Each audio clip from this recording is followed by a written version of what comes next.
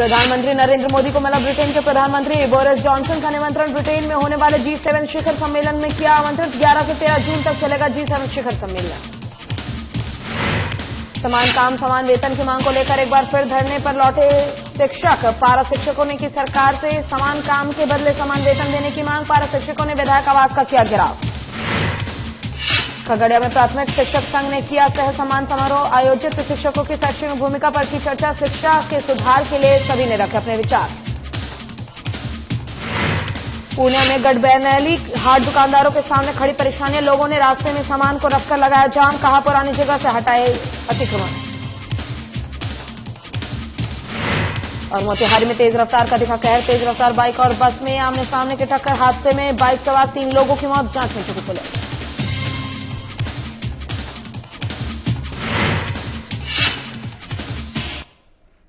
नमस्कार, आप देख रहे हैं साधना प्लस और मैं हूं आपके साथ पूजा अग्रवाल। बुलेटिन की शुरुआत करेंगे इस वक्त की बड़ी खबर के साथ। आपको बता दें कि मुख्यमंत्री हेमंत सोरेन आज दिल्ली दौरे पर है। राहुल गांधी से मिलेंगे हेमंत सोरेन। कांग्रेस के अंतरिम अध्यक्ष सोनिया गांधी से भी मुलाकात की और 10 जनपद स्थित सोनिया जी के आवास पर हुई मुलाकात। आपको बता दें कि झारखंड प्रभारी आरपीएन भी इस दौरान वहां मौजूद रहे और आज दिल्ली दौरे पर है मुख्यमंत्री हेमंत सोरेन। इस दौरान राहुल गांधी से उन्होंने मुलाकात की है। कांग्रेस के अंतरिम अध्यक्ष सोनिया गांधी से भी उन्होंने मुलाकात की है और 10 जनपद स्थित सोनिया जी के आवास पर ये मुलाकात हुई है और झारखंड प्रभारी आरपीएन भी इस दौरान वहां मौजूद रहे। मुख्यमंत्री हेमंत सोरेन खुद आज दिल्ली दौरे पर है। कांग्रेस के अध्यक्ष राहुल गांधी से मुलाकात की उन्होंने और कांग्रेस के अंतरिम अध्यक्ष सोनिया गांधी से भी उन्होंने मुलाकात की है। 10 जनपद स्थित सोनिया जी के आवास पर ये मुलाकात हुई है। इस दौरान मुख्यमंत्री हेमंत सोरेन के साथ झारखंड प्रभारी आरपीएन सिंह भी मौजूद रहे। दिल्ली दौरे पर मुख्यमंत्री हेमंत सोरेन राहुल गांधी से मिले। हेमंत सोरेन कांग्रेस के अंतरिम अध्यक्ष सोनिया गांधी से भी की मुलाकात। 10 जनपद स्थित सोनिया जी के आवास पर ये मुलाकात की गई है। झारखंड प्रभारी आरपीएन सिंह इस दौरान मौजूद रहे। और इसी पर अधिक जानकारी के लिए रांची से हमारे वरिष्ठ संवाददाता नवीन शर्मा हमारे साथ फोन लाइन पर जुड़ गए हैं। नवीन जी, आज दिल्ली दौरे पर मुख्यमंत्री हेमंत सोरेन हैं और इस दौरान उन्हें राहुल गांधी से भी मुलाकात की है। इसको लेकर पूरी जानकारी क्या है? आखिर कब तक वो वहां रहेंगे? क्या है पूरी जानकारी? मुख्यमंत्री के 1 दिवसीय दौरे पर जो है कांग्रेस की अंतरिम अध्यक्ष जो है सोनिया गांधी से उनका मुलाकात प्रस्तावित था और इसी सिलसिले में वो दिल्ली पहुंचे। हालांकि क्योंकि उनको आज निकलना था दिल्ली के लिए, लेकिन कल ही शाम दिल्ली के लिए निकल गए। हालांकि देखिए, इन सब के बीच जो कयास लगाई जा रही है, अगर आप चीजों को देखें तो हाल के समय में झारखंड में जो संगठन के अंदर, कांग्रेस के अंदर खास करे कई चीजों को लेकर के जो एक अस्थिरता देखने को मिली थी। 4 मंत्रियों से जो झारखंड कांग्रेस के प्रभारी हैं आरपीएन सिंह, उन पर कई बड़े आरोप लगे और पार्टी के ही बड़े नेता और आला नेताओं ने आरोप लगाया। इसको लेकर भी जो है आरपीएन सिंह को लेकर के सवाल उठे। मीडिया में भी बहुत सारी चीजें निकल करके सामने आई। तो लगातार ये सारी चीजें चल रही थी कि क्या झारखंड में राजनीतिक अस्थिरता है, क्या ऐसा कुछ बीजेपी की तरफ से कुछ अटेम्प्ट किया जा रहा है सरकार को गिराने या फिर बनाने का। इस सबकी चीजें लगातार चल रही थी। सूत्रों की माने तो लगातार जो है एक दिन जो है लगातार सक्रिय था सरकार को लेकर के। लेकिन अब देखिए, कहीं ना कहीं ये कह सकते हैं कि हालात कुछ अलग रहे जरूर कि मुख्यमंत्री अचानक आज सोनिया गांधी से मुलाकात करने पहुंचे हैं। कई चीजों को लेकर के मुलाकात होना है इस पूरे मसले पर। दरअसल चारों मंत्री की अगर बात करें तो जहां तक पैसे उगाही की बात हो रही है, इन सब चीजों को लेकर भी चर्चा होना है। ये मुलाकात पूरी तरह जो है राजनीतिक चर्चाएं हैं। हालांकि कांग्रेस की तरफ से बताई जा रही है कि ये केवल एक शिष्टाचार मुलाकात थी, लेकिन इस मुलाकात को अगर आप देखें राजनीतिक नजरिए से तो बिल्कुल पूरी तरह से एक राजनीतिक चर्चा को लेकर के ही मुलाकात है। और हो सकता है कि आने वाले समय में बहुत सारी चीजें, क्योंकि अभी जो बार-बार जो मंत्रिमंडल का विस्तार होना है, इसकी भी चर्चा लगातार हो रही है। ये दरअसल जेएमएम के कोटे से मंत्री बनना है, लेकिन कांग्रेस की तरफ से ये मांग हो रही है, लगातार इस चीज का जिक्र हो रहा है। कांग्रेस की तरफ से भी एक और मंत्री कोटे की मांग हो रही है। तो इन चीजों पर भी जो है लगातार डिस्कस होना है। क्योंकि आपने कई सारी तमाम जानकारी दी है, ऐसे में हम आपसे ये भी जानना चाहेंगे कि आज ऐसे कौन से अहम मुद्दे हो सकते हैं जिनको लेकर चर्चा की जाएगी इस दौरान, या चर्चा की गई है राहुल गांधी और सोनिया गांधी के साथ?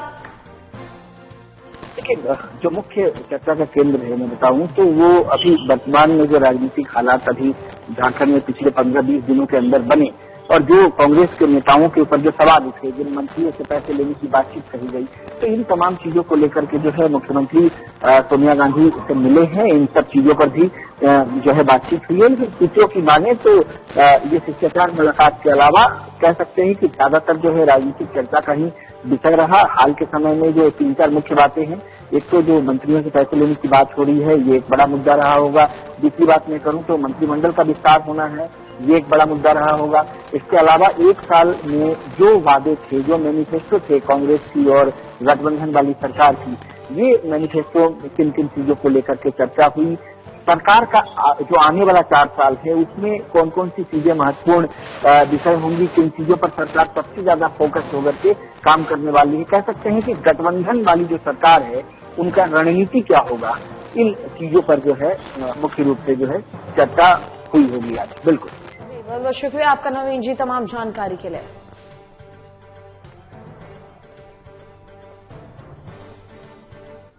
और प्रधानमंत्री नरेंद्र मोदी को ब्रिटेन के प्रधानमंत्री बोरिस जॉनसन ने इस साल जून में ब्रिटेन में होने वाले G7 शिखर सम्मेलन में हिस्सा लेने के लिए आमंत्रित किया है। शिखर सम्मेलन 11 से 13 जून तक इंग्लैंड के कार्निवाल क्षेत्र में होगा। 2020 में अमेरिका के राष्ट्रपति डोनाल्ड ट्रंप ने चीन पर चर्चा करने के लिए G7 बैठक के लिए प्रधानमंत्री मोदी को आमंत्रित किया था। रविवार को ब्रिटिश उच्चायोग द्वारा जारी एक आधिकारिक बयान में कहा गया है कि प्रधानमंत्री जॉनसन G7 प्रेसिडेंट का इस्तेमाल करेंगे जिससे कोरोना वायरस से दुनिया को बेहतर बनाने में मदद मिल सके और हरित, निष्पक्ष और ज्यादा समृद्ध भविष्य का निर्माण हो सके। G7 में शामिल देश यानी Britain, Canada, France, Germany, Italy, Japan, America, यूरोपीय संघ के साथ एकमात्र मंच है जहां दुनिया के सबसे प्रभावशाली और खुले समाज और उन्नत अर्थव्यवस्थाएं आपसी सौहार्द से चर्चा के लिए एक साथ आती हैं। ब्रिटेन ने ऑस्ट्रेलिया और दक्षिण कोरिया के प्रमुखों को भी अतिथि देश के रूप में हिस्सा लेने के लिए आमंत्रित किया है।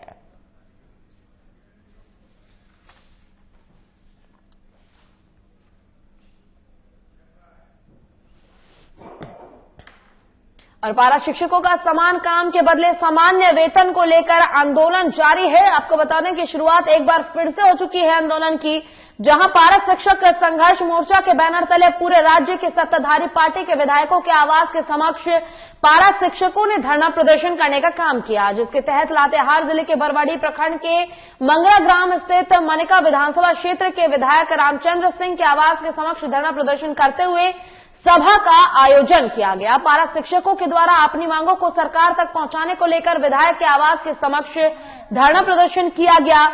वहीं शिक्षकों ने राज्य की हेमंत सरकार पर पारा शिक्षकों को समान वेतन के किए गए वादे को अब तक पूरा न किए जाने का आरोप लगाया है। पारा शिक्षकों ने कहा है कि हेमंत सरकार अपने चुनावी वादों को पूरा करने में पूरी तरह से विफल है। जहां हेमंत सरकार चुनाव लड़ने के दौरान वादा करती थी कि पारा शिक्षकों को समान काम के बदले समान वेतन और स्थायी किया जाएगा, पर इस फैसले पर अब तक कोई सकारात्मक कार्रवाई नहीं की गई है। वहां पारा शिक्षकों के धरना प्रदर्शन कार्यक्रम को लेकर विधायक रामचंद्र सिंह की धरना स्थल पर पहुंचे, जहां पारा शिक्षकों ने नारेबाजी करते हुए विधायकों का गर्मजोशी के साथ स्वागत किया और विधायक को माला पहनाकर सम्मानित करने का भी काम किया। इस दौरान पारा शिक्षक संघर्ष मोर्चा के द्वारा विधायकों को मांग पत्र सौंपते हुए हेमंत सरकार के वादा पूरा करने की मांग की गई। वहीं विधायक रामचंद्र सिंह ने धरना कार्यक्रम में मौजूद पारा शिक्षकों को संबोधित करते हुए कहा कि पारा शिक्षक हम सभी के बीच के ही हैं और उनके हक अधिकार को लेकर वर्तमान की हेमंत सरकार जल्द ही सकारात्मक फैसला लेगी। वहीं इस दौरान धरने प्रदर्शन कार्यक्रम में पहुंचे विभिन्न प्रखंडों से आए पारा शिक्षकों के लिए विधायक रामचंद्र सिंह के द्वारा भोजन की व्यवस्था कराई गई थी। इस दौरान मौके पर पारा शिक्षक संघर्ष मोर्चा के प्रदेश कार्य समिति सदस्य दशरथ ठाकुर, बरवाडी प्रखंड अध्यक्ष विजय प्रसाद, पंकज कश्यप, सुनील कुमार विश्वकर्मा, मनोज सहाय, बलराम सिंह, अनिल कुमार सिंह, विजय यादव, अमित कुमार, सीताराम सिंह, अमित कुमार समेत गारू महमंडल, मनिका सत्रवास समेत विभिन्न प्रखंडों से आए पारा शिक्षक मौजूद थे। भाई हैं तो पूरे मनका विधानसभा क्षेत्र के, और यहाँ पूरे लगता है हमको पलामू प्रमंडल से आए हुए लोग हैं। इनका अपने समस्या को लेकर के इन्होंने रखा है।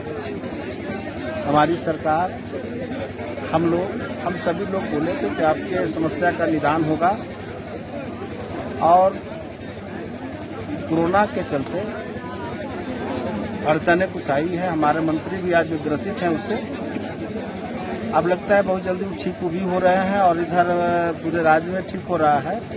इनके समस्या का समाधान हम लोग निकालेंगे।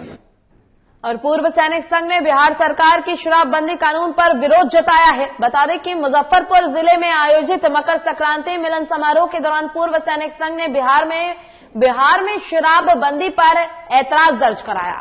कार्यक्रम के दौरान पूर्व सैनिकों ने कहा कि जब केंद्र सरकार द्वारा हम लोगों को ये सुविधा दी गई है, तब राज्य सरकार इसे बंद क्यों कर रही है।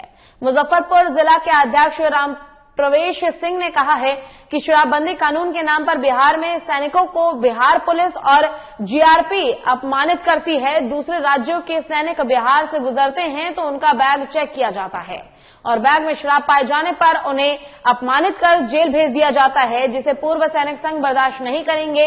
वहीं सरकार से अपील किया गया है कि सैनिकों के सुविधा में कटौती न करे। में दी गई है उस पर जो है सो कैंची सरकार चला रही है, एक तरह से वो उसको खत्म कर रही है। दूसरी बात कि एक शराब विधेयक, एक शराब के अगेंस्ट में एक कानून लाया बिहार सरकार ने, वो एक तरह से अंधा कानून है। सैनिक अपने सर्विस के दौरान वो रहने वाला होता है हरियाणा का, और बिहार से जब होकर के वो क्रॉस करता है, उसको केंद्र सरकार ने लिक्वर ऑथराइज किया है, और उसको ट्रेन में पकड़ करके उसको बेइज्जत किया जाता है और जेल में डाल दिया जाता है। और यहाँ रुकेंगे छोटे से ब्रेक के लिए। ब्रेक के बाद जल्द होंगे हाजिर।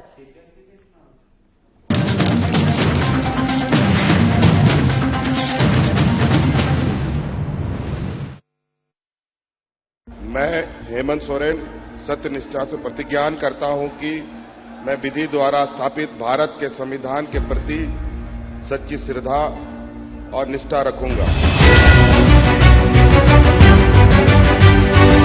शपथ ग्रहण के कुछ घंटे बाद ही मंत्रिपरिषद की बैठक, और जिस पत्थलगड़ी ने राज्य को अशांत कर रखा था, उसका समाधान हुआ। हजारों ग्रामीणों पर दर्ज प्राथमिकी वापस लेने का आदेश जारी।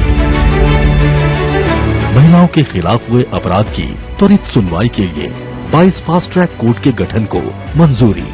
गरीबों के असाध्य रोगों के बेहतर इलाज हेतु 5 लाख तक की सरकारी मदद को अमली जामा पहनाया गया। जरूरतमंदों को भोजन उपलब्ध कराने के लिए 6,595 मुख्यमंत्री दीदी किचन, मुख्यमंत्री विशेष किचन, 1300 दाल भात केंद्र, राज्य भर के अस्पतालों में isolation ward, Covid ward, oxygen युक्त बेड, आईसीयू, वेंटिलेटर और संक्रमण के जांच की व्यवस्था हुई। अब जरूरत थी प्रवासी श्रमिकों को वापस लाने की। देश में सबसे पहले यहीं से पहल हुई और 484 श्रमिक एयरलिफ्ट 8.50 लाख श्रमिक भाइयों को श्रमिक स्पेशल ट्रेन से वापस लाया गया। 25 करोड़ मानव दिवस का सृजन एवं 20,000 करोड़ पारिश्रमिक देने के लक्ष्य के साथ योजना लागू की गई। श्रमिकों की मेहनत को सम्मान प्राप्ति के लिए बीआरओ से एमओयू हुआ और देश की सीमा पर सड़क निर्माण में संलग्न हुए। झारखंड की भावना को प्रतिबिंबित करने वाले राज्य के नए प्रतीक चिन्ह का अनावरण हुआ। महिला सशक्तिकरण की दिशा में फूलो झानो आशीर्वाद योजना के जरिए शराब हड़िया के निर्माण और बिक्री में शामिल महिलाएं अपने जीवन में बदलाव की प्रेरक कहानियां कर रही हैं। 26,000 सखी मंडल की बहनों को बैंक लिंकेज के माध्यम से 370 करोड़ एवं 111 कुशल नर्स को देश के बड़े अस्पतालों में नियुक्त किया गया। इस कड़ी को और सशक्त करते हुए 22 युवतियों को कपड़ा उद्योग में नौकरी दी गई। खेल के क्षेत्र में विश्व भर में परचम लहराने वाले झारखंड को 20 साल बाद 24 जिला खेल पदाधिकारी मिले। उनकी नियुक्ति सुनिश्चित हुई। इस तरह झारखंड अपने सीमित संसाधनों के साथ विकास के सभी सोपान तय कर रहा है ताकि राज्य की समृद्धि एवं समावेशी विकास की परिकल्पना को साकार किया जा सके।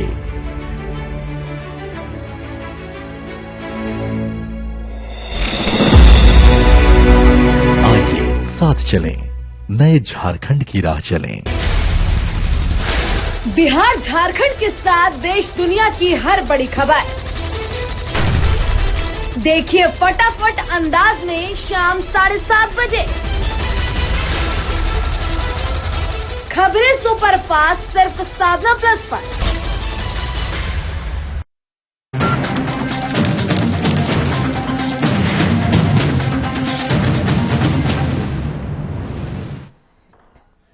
और ब्रेक के बाद एक बार फिर से स्वागत है आपका। रुक करेंगे खबरों की ओर और बात करेंगे समस्तीपुर की, जहां मुसरी घरारी थाना इलाके के हरपुर एलोथ वार्ड संख्या 7 में पंचायत का तालिबानी चेहरा सामने आया है, जहां पंचायत ने एक नाबालिग प्रेमी युगल की जबरन शादी करा दी।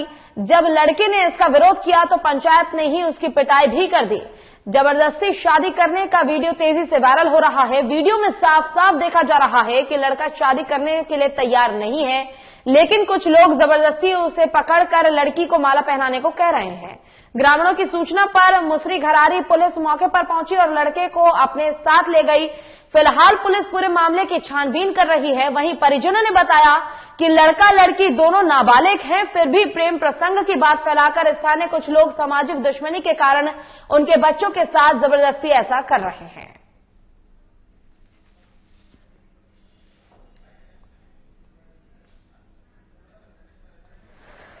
समस्तीपुर के मुसरी घरारी थाना इलाके का यह पूरा मामला, जहां नाबालिग लड़का और लड़की की शादी जबरदस्ती मुखिया के द्वारा कराया जा रहा है, जिसका वीडियो लगातार अब सोशल मीडिया पर वायरल हो रहा है। आपको बता दें कि प्रेमी युगल की जबरदस्ती शादी कराई जा रही है। जब लड़के ने इसका विरोध किया तो पंचायत ने उसकी पिटाई कर दी और जबरन उसे लड़की को माला पहनाने के लिए बोला गया।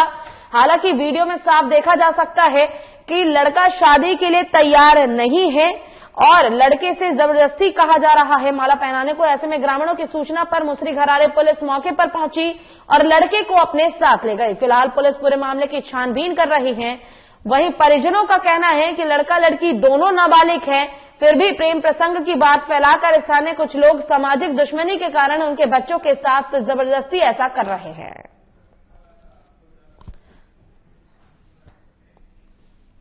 और इसी पर अधिक जानकारी के लिए समस्तीपुर से हमारे संवाददाता अफरोज आलम हमारे साथ फोन लाइन पर जुड़ गए हैं। अफरोज, सबसे पहले तो विस्तार से जानना चाहेंगे कि आखिर ये पूरा मामला क्या है? ये पूजा समस्तीपुर के हरपुर एलौत का मामला जो है सामने आया है कि जो जबरन शादी जो है करवाने का मामला है। ये एक जहां एक पंचायत के लोग जो है तालिबानी फरमान सुना दिए है यहाँ पे, और यहाँ जो लड़के जो है विरोध कर रहे हैं इस शादी से और उनके जो परिजन है वो विरोध कर रहे हैं। तो आप वीडियो में साफ तौर पे जो है देखा जा सकता है कि लड़के को किस तरह से जो है वहाँ पंचायत के लोग मार रहे हैं और जबरदस्ती जो है लड़की के गले में माला पहनाने को बोल रहे हैं। तो अभी हमारी बात मुसरी घरारी थाना अध्यक्ष से हुई है, विशाल कुमार है, जो उन्होंने कहा है कि दोनों परिवार की तरफ से अभी तक कोई आवेदन नहीं दिया गया है इस मामले में। जो अगर आवेदन दिया जाता है तो आगे की कार्रवाई में हम लोग करेंगे। जी, जिस प्रकार आपने बताया कि पुलिस को अभी तक आवेदन नहीं दिया गया है, लेकिन बावजूद इसके परिजन अपनी तरफ से ये कह रहे हैं कि उनके बच्चों के साथ ये जबरदस्ती की जा रही है। तो ऐसे में सबसे बड़ा सवाल परिजनों पर ही उठता है कि इस प्रकार के जब वो बयान दे रहे हैं कि जबरदस्ती हो रही है, तो फिर आखिर आवेदन क्यों नहीं दिया जा रहा? किस बात का डर है उन्हें?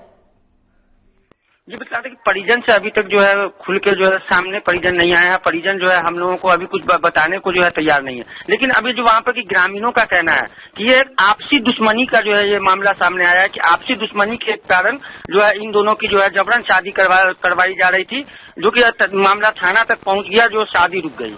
जी, आपका बहुत बहुत शुक्रिया अफरोज जी तमाम जानकारी के लिए।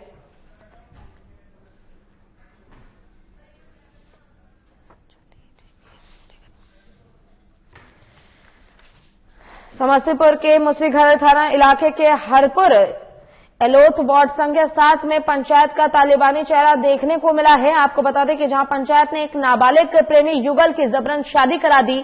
जब लड़के ने इसका विरोध किया तो पंचायत द्वारा उसको पीटा भी गया और जबरन लड़की के गले में माला पहनाने की बात कही गई, जिसका विरोध लड़का लगातार करता रहा।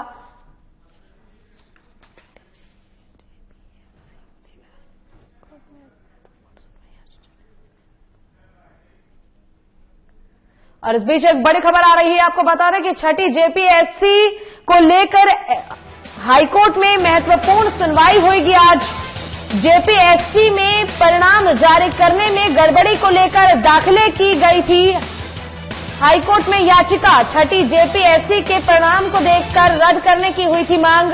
दिलीप सिंह सहित अन्य की ओर से हाईकोर्ट में याचिका दी गई थी। ये बड़ी खबर आपको बता दें कि छठी जेपीएससी को लेकर हाईकोर्ट में महत्वपूर्ण सुनवाई आज होनी है और जेपीएससी में परिणाम जारी करने में गड़बड़ी को लेकर याचिका हाईकोर्ट में दाखिल की गई थी, जिस पर आज सुनवाई होनी। आपको बता दें कि छठी जेपीएससी के परिणाम को रद्द करने की मांग हुई थी।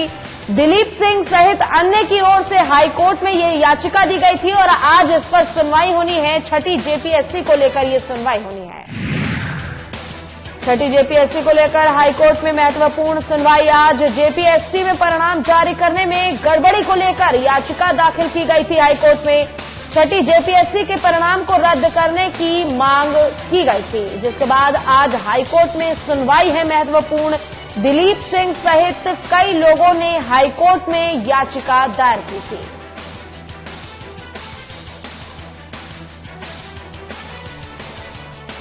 छठी जेपीएससी को लेकर हाईकोर्ट में महत्वपूर्ण सुनवाई आज होनी है। जेपीएससी में परिणाम जारी करने में गड़बड़ी को लेकर दाखिल की गई थी याचिका। आपको बता दें कि जेपीएससी के परिणाम को रद्द करने की मांग की गई थी, जिसके बाद दिलीप सिंह सहित अन्य की ओर से ये याचिका दायर की गई थी और अब आज इस पर महत्वपूर्ण सुनवाई होनी है।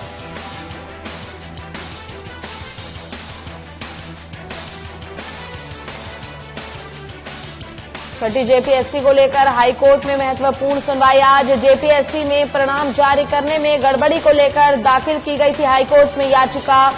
छठी जेपीएससी के परिणाम को रद्द करने की मांग हुई थी, जिसके बाद दिलीप सिंह सहित अन्य लोगों ने हाईकोर्ट में याचिका दायर की थी और आज इस पर महत्वपूर्ण सुनवाई होनी है। जेपीएससी में परिणाम जारी करने में गड़बड़ी को लेकर हाईकोर्ट में याचिका दाखिल की गई थी। आज इस पर महत्वपूर्ण सुनवाई होनी है। आपको बता दें कि ये याचिका दिलीप सिंह सहित अन्य लोगों द्वारा की गई थी और छठी जेपीएससी के परिणाम को रद्द करने की मांग हुई है। और इसी पर अधिक जानकारी के साथ वरिष्ठ संवाददाता हमारे नवीन शर्मा जी हमारे साथ फोन लाइन पर जुड़ गए हैं। नवीन जी, छठी जेपीएससी को लेकर हाईकोर्ट में आज महत्वपूर्ण सुनवाई होनी है, इसको लेकर पूरी जानकारी क्या है? देखिए, आप छठी जेपीएससी का जो परिणाम था उसके अंतरिम परिणाम को लेकर के सवाल उठे थे। इसी को लेकर के हाईकोर्ट में कई याचिकाएं डाली थी। इसी मामले पर हाईकोर्ट ने सुनवाई किया था। उसके बाद अगला जो सुनवाई का आदेश था वो 18 जनवरी निर्धारित किया गया था चीजों को समझने परखने के लिए। इसी मामले पर आज सुनवाई हो रही है। निश्चित तौर पे अहम सुनवाई है, क्योंकि जिस चीज को लेकर के इस परिणाम पर सवाल उठाए गए थे उसमें पेपर 1 और पेपर 2 का जो अंक जोड़ा गया था फाइनल अंक में, उसको लेकर के जो अभ्यर्थी थे उन्होंने सवाल उठाए थे। इसी को लेकर के ये याचिका सुप्रीम कोर्ट माफ कीजिएगा हाईकोर्ट में डाली गई थी। तो महत्वपूर्ण सुनवाई आज इस मामले पर होना है। दरअसल याचिका में ये मांग की गई थी कि जो परिणाम है छठी जेपीएससी का परिणाम, इस परिणाम को ही रद्द कर दिया जाए। तो चूंकि रद्द करने का मांग किया गया है इस मामले को लेकर के, दिलीप सिंह जो है मुख्य बात थे इस मामले में। तो अब देखना होगा कि इस पूरे मामले पर हाईकोर्ट क्या कुछ फैसला करती है। निश्चित तौर पे कह सकते हैं कि जेपीएससी में जिन छात्रों का भी परिणाम आया था उनके लिए आज महत्वपूर्ण दिन है, क्योंकि हो सकता है कि हाईकोर्ट इस पूरे मामले पर एक फाइनल सुनवाई आज करे, अन्यथा और भी आगे डेट को बढ़ाया जा सकता है। लेकिन देखने वाली बात होगी कि बिंदुओं को लेकर के हाईकोर्ट आखिर पूरे मसले पर क्या कुछ कहती है। बिल्कुल पूजा। नवीन, बहुत बहुत शुक्रिया आपका तमाम जानकारी के लिए। और मोतिहारी में रफ्तार के कहर ने एक बार फिर से कहर बरपाया है, जहां बस और बाइक की आमने सामने की टक्कर में बाइक सवार 3 लोगों की मौत घटनास्थल पर ही हो गई। घटना के बाद आक्रोशित लोगों ने एनएच को जाम कर दिया। वहीं जाम के कारण सड़क किनारे गाड़ियों का लंबा लाइन लगा दिखा। घटना बंजरिया थाना क्षेत्र के खड़वा पल के नजदीक शंकर दावा की है। घटना के संबंध में मिली जानकारी के मुताबिक मोतिहारी के बजरिया थाना अंतर्गत झखिया चौक से लगभग 1 किलोमीटर आगे मोतिहारी रोड खंडवा पुल के नजदीक तेज रफ्तार से मोतिहारी से बेतिया की तरफ आ रही शीत बसंत स्टार बस से मोटरसाइकिल सवार 3 लोगों की सामने भिड़ंत हो गई, जिसके बाद तीनों मृतक झकिया गांव थाना बजरिया के निवासी हैं। घटना के बाद एक तरफ जहां परिजनों का रो रो कर बुरा हाल है, तो वहीं पूरा गांव में मातम सन्नाटा छाया हुआ है और पुलिस मामले की जांच में जुट गई है। साल भर पहले इसी जगह यही है, घर वाला भी यही है, इसका भी भाई ठीक उसाई लड़का एक मरात यही सीओ साहब यही प्रभारी साहब बोले कि 24 घंटे में तुमको पैसा मिल जाएगा बाबू। हम लोग गांव वाले उनका बात माना, मगर आज तक वो पैसा नहीं पेमेंट हुआ। यहाँ पर एक बस आ रही थी और उस पर जो है सो इधर से कोई जा रहे थे मोटरसाइकिल से, तीनों को उसको धक्का लग गया। 3 आदमी का स्पॉट डेथ हो गया है, तीनों झकिया गांव के हैं।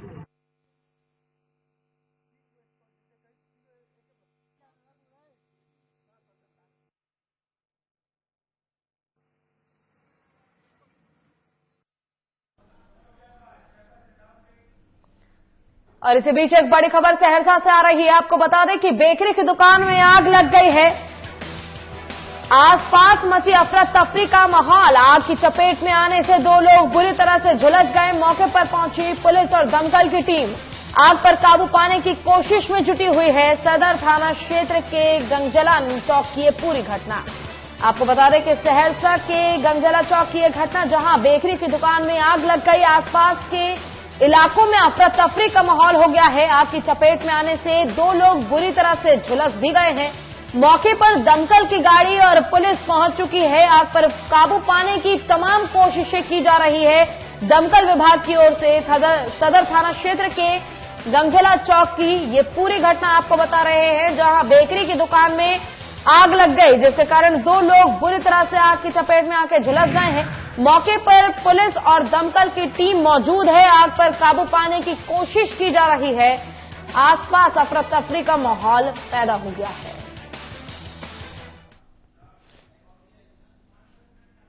और इसी के साथ फिलहाल के लिए इस बुलेटिन में बस इतना ही। खबरों का सिलसिला लगातार आगे भी जारी है। आप देखते रहिए साधना प्लस। नमस्कार।